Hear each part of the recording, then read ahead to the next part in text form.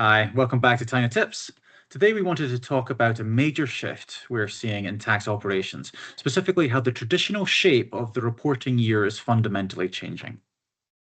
Yeah, and this may sound like a subtle calendar issue on paper, but it actually has a massive operational impact on compliance teams.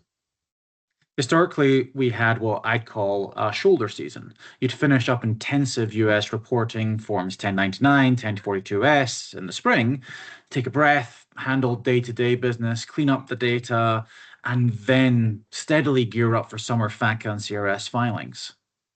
Right. It was still busy, but it was sequential and manageable. There was a natural break in the cycle so that you could regroup. Exactly, but that gap is vanishing.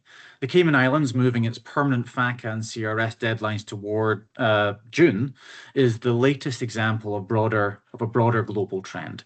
Jurisdictions everywhere are compressing these windows.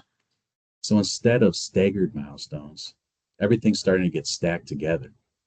That's the issue. You go straight from US reporting peaks right into a synchronized global reporting wave with zero breathing room in between.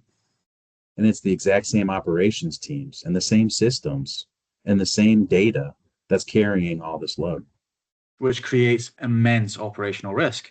You aren't just compressing the final filing date, you're pulling forward every upstream dependency, data validation, document collection, and exception handling.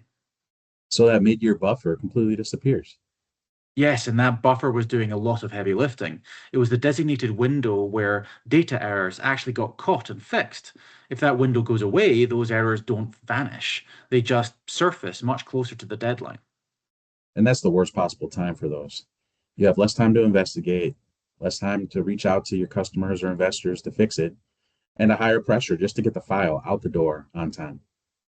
And way less tolerance from regulators. In Cayman, the DITC is moving towards immediate enforcement and penalty notices for inaccuracies or misdates, removing the warning buffers firms used to rely on. So, under that kind of pressure, teams will inevitably fall back on risky manual workarounds and escalation. This will drive up key person risk at peak season. Right, the real danger is that many operating models haven't evolved yet. Organizations are applying last year's slow manual processes to this year's compressed timelines. So, how do you think that firms who are going to be struggling here should take the pressure out of that peak? You have to change when you deal with data quality. Relying on end of cycle cleanup is a trap. You need to move the work upstream, validating data the exact day it comes in, not months later when the submission portal is closing. So, smoothing the workload across the entire year will allow you to discover things earlier. And so you're not finding them out in June, even though they were created back in January. Exactly, and that is where automated ingestion platforms like TAINA come in. By embedding validation logic directly into onboarding, your data is already pristine. When a deadline suddenly shifts, your automated system handles the transition smoothly. All right, that's a good point. So the takeaway is that the industry is moving toward a continuous reporting model. Adapting early with automation isn't just an efficiency play, it's how you protect your business from compliance risk. Absolutely. Well said.